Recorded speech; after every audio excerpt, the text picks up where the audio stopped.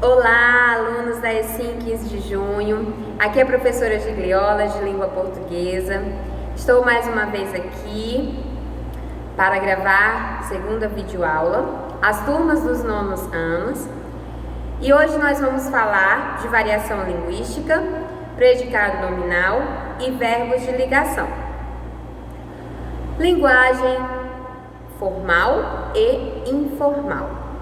Quando eu posso estar utilizando a linguagem formal? A linguagem formal, ela pode ser nomeada também de registro formal. É usada quando não há familiaridade entre os interlocutores da comunicação ou em situações que requerem uma maior seriedade. Eu posso chegar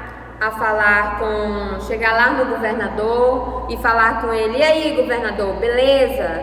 Tudo bem? Como é que tá passando? Eu posso chegar falando lá gírias? Não.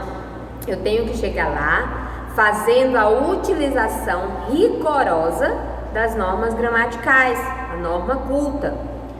Ter uma pronúncia clara e correta das palavras, a utilização de vocabulário rico e diversificado, registro cuidado, prestigiado, complexo. Então, aqui eu também fiz a listagem de situações de uso da linguagem formal em discursos públicos ou políticos, em salas de aula, conferências, palestras, seminários, em exames e concursos públicos, em reuniões de trabalho e entrevistas de emprego, em documentos oficiais, cartas, requerimentos. Então, se vocês observarem, eu não sei se já teve algum aluno que já fez o Enem apenas por teste, lá na página da redação não é permitido se colocar o nome ou colocar alguma outra coisa de gíria ou coisa do tipo desenho, já tem a desclassificação, só em colocar aquilo ali. Então, assim, temos que ver, por isso que aí entra em exames e concursos públicos. Então, é importante essa situação do uso da linguagem formal. Quais são o público-alvo da linguagem formal? Superiores hierárquicos, autoridades religiosas, oficiais, políticas, um público alargado ou público desconhecido. Então, esses são os público-alvo da linguagem formal. E a linguagem informal? Ela também pode ser nomeada de registro informal. Ela é usada quando há familiaridade entre os interlocutores da comunidade ou em situações descontraídas.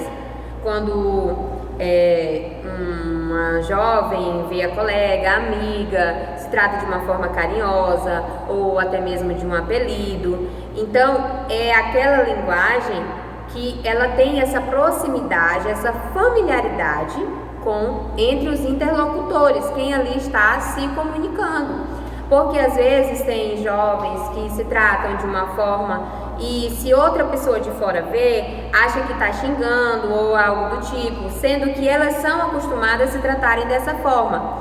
Então, assim, precisa ter essa familiaridade entre os interlocutores da comunicação ali. E aí eu coloquei também aqui as características da linguagem informal. Quais são? Despreocupação relativamente ao uso de normas gramaticais, utilização de vocabulário simples, expressões populares e coloquialismo, utilização de gírias, palavrões, palavras inventadas, onomatopeias, gestos, uso de palavras abreviadas ou contraídas. Tem aqui o exemplo ser, de você, pra, tá. No WhatsApp, nas conversas do WhatsApp, é utilizado o você, não raramente ele é escrito V-O-C-E com acento. Na maioria das vezes, sempre é escrito V e o C. Então, nós já vemos aí a linguagem informal. Mas eu observei também os alunos enviando as dúvidas, eu observei a forma como eles falavam comigo e a forma como eles falavam com os colegas. Então, nisso aí, eles já fazem essa utilização, nós todos fazemos essa utilização da linguagem formal e da linguagem informal. O respeito, se ele tem um cargo político, se ele é um governador, um presidente, um deputado. Então, a forma de nós chegarmos até ele e nos comunicarmos com ele já tem que ser diferente de uma forma quando eu falo com uma amiga, com a minha família, alguém da minha família, uma brincadeira, aquela conversa descontraída. Então, aquela conversa cotidiana. Então, é diferente da forma como eu vou falar com o gestor da escola. Eu não posso chegar lá conversando com ele da mesma forma que eu converso com uma amiga, entendeu? Eu não posso fazer dessa forma. Então eu tenho que usar a língua formal se eu vou me dirigir a ele, ou até mesmo me dirigir ao meu coordenador, né, aos meus superiores. Eu tenho que usar a linguagem formal, certo? Tudo bem até aí? Coloquei aqui para vocês também situações de uso da linguagem informal. Já falei aqui para vocês, conversas cotidianas, mensagens de celular, chat na internet, e também coloquei o público-alvo da linguagem informal, familiares e amigos.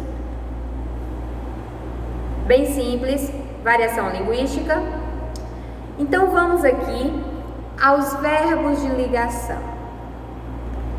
Verbos de ligação são verbos que indicam um estado, uma característica ao sujeito, não indicam uma ação. São também chamados de verbos não nocionais ou verbos copulativos. Coloquei para vocês aí a lista dos verbos de ligação, os mais comuns. Mas quando eu vou fazer essa identificação dos verbos, eles estão presentes quando nós temos o verbo de ligação na oração. O predicado ele vai ser nominal. E aí entra na parte dos termos da oração. O predicado nominal, ela é uma parte importante da oração. Os verbos de ligação eles servem para unir o sujeito a algo que você diz a respeito do sujeito. Então, o verbo de ligação, ele faz essa união aí. Ele une o sujeito a algo que você diz a respeito do sujeito. Um exemplo de uma oração. Ela está. Se eu disser apenas ela está, eu posso pensar que ela está triste, que ela está chorando, que ela está feliz, que ela está cansada, que ela está dormindo. Eu posso pensar várias situações. Mas o verbo de ligação, eles são verbos que indicam um estado. Então, eu coloquei aqui uma frase para falar para vocês. Ela está cansada. Ela está cansada. Ela é o sujeito, verbos de ligação está, ali o estado, cansada, né? Então, e aí eu faço essa identificação do predicativo do sujeito.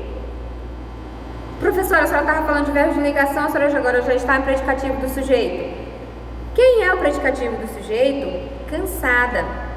Como? Ele é o termo que diz algo sobre o sujeito. Quem está cansada? Ela. Então, o predicativo do sujeito é o termo que diz algo sobre o sujeito. Por que predicativo? Porque ele é um adjetivo. Quem está cansada? Ela. Alguém está cansado. É um cansaço. Então, é um adjetivo. Então, por isso, predicativo do sujeito. Coloquei aí para vocês, seria bom que vocês copiem no caderno essa lista de verbos de ligação.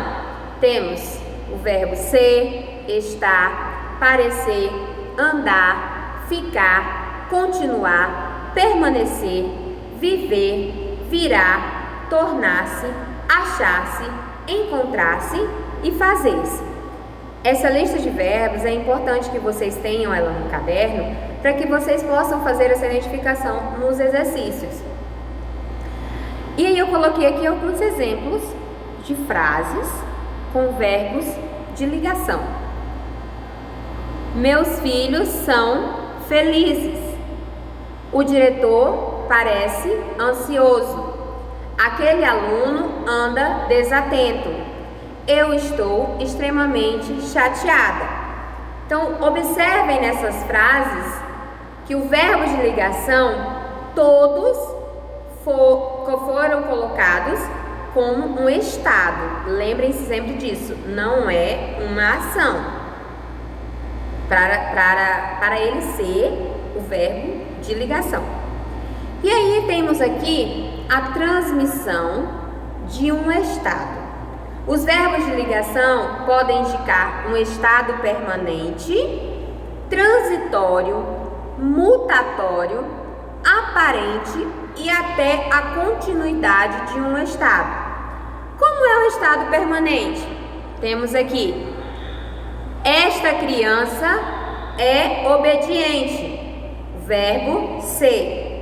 O menino vive feliz, verbo viver. E a transmissão de um estado transitório? Esta criança anda obediente. Que verbo é esse? O verbo andar. Mas é o verbo de andar? Não. Anda, eu estou falando, esta criança anda obediente. Eu estou fazendo uma observação de que naqueles dias, como se eu dissesse de outra forma, essa criança, ela fazia algumas travessuras e ultimamente ela anda obediente. Então, verifiquem isso aí, que quando for o verbo andar, nesse caso seria uma ação, então ele não é um verbo de ligação. Esta criança anda obediente. Tem como andar obediente? Não, né?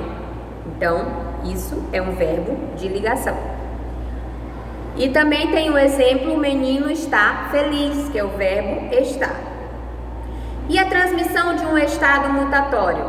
Esta criança tornou-se obediente. Ela fazia muitas travessuras e agora ela se tornou obediente. Ela aprendeu a lição, ela obedece aos pais, então ela tornou-se uma criança obediente. Nem parece aquela criança de uns dias, de uns meses atrás. Ela tornou-se obediente, então é um estado mutatório.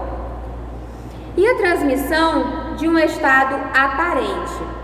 Esta criança parece obediente, verbo parecer. O menino parece feliz, também o verbo parecer. E a transmissão de continuidade de um estado? Esta criança permanece obediente, verbo permanecer. O menino continua feliz, verbo continuar. Então, por isso que eu falei da importância de vocês terem a listagem dos verbos de ligação no caderno, para que vocês possam lembrar, e também é bom que esteja gravado, não apenas em decorar, mas aprender para poder fazer essa identificação dentro da oração. Coloquei aqui para vocês melhor o conceito do predicado nominal e o predicativo do sujeito. Os verbos de ligação fazem parte do predicado nominal, que é formado por um verbo de ligação e pelo predicativo do sujeito, que lá, ela está cansada.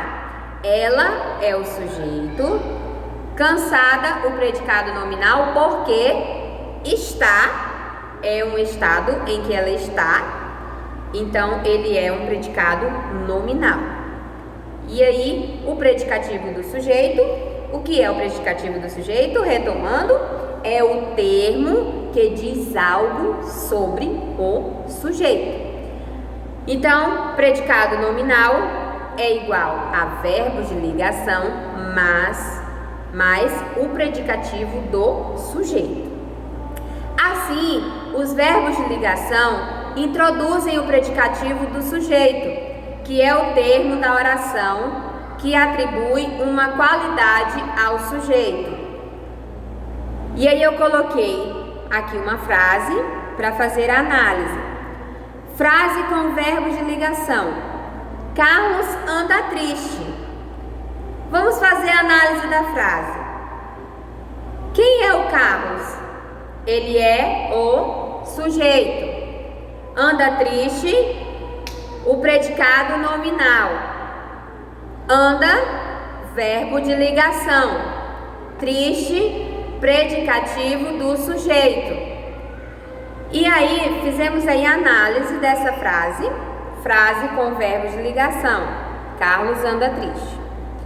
E aí nós temos os verbos de ligação e verbos significativos. Verbos de ligação opõem-se a verbos significativos, ou seja, a verbos que indicam uma ação. Exemplos de verbos que indicam ação: verbo pensar, verbo querer e o verbo estudar. Temos também aí verbo subir e verbo agradecer. Então eu peço que vocês escrevam esses exemplos dos que indicam ação e também a lista dos verbos de ligação. Prestem bastante atenção para vocês não se confundirem. O verbo de ligação com os verbos que indicam uma ação. E as atividades que vocês vão estar respondendo está no livro de vocês, na página 28, está a variação linguística, registros formal e informal na modalidade escrita. Vocês vão estar copiando e respondendo essas questões da variação linguística. Coloquem o título, variação linguística, registro formal e informal na modalidade escrita. Copiem a questão 1, 2, 3 e 4. E logo em seguida, na página 29, tem o predicado nominal e verbos de ligação. Também atividades para vocês estarem copiando e respondendo essas questões, que ela vai da questão 1 até a 7. Então, vocês vão responder as atividades das páginas 28, 29, 30 e 31. Obrigada pela atenção de vocês. Estou à disposição para qualquer dúvida. Podem me chamar no privado. Vocês já têm o acesso lá no grupo. Quero aqui aproveitar e agradecer o desempenho e o empenho de cada um em estar gravando o vídeo da reportagem. E eu ainda estou no aguardo dos alunos que ainda não me enviaram. Lembrem-se da nossa conversa que nós tivemos sobre a questão da entrega de trabalhos. Então é importante que todos participem, que todos enviem seus vídeos. Afinal, nós vamos estar trabalhando sobre jornal quando nós retornarmos à escola. Então é importante que vocês coloquem para fora esse repórter que tem dentro de vocês. Obrigada pela atenção de vocês e até a próxima.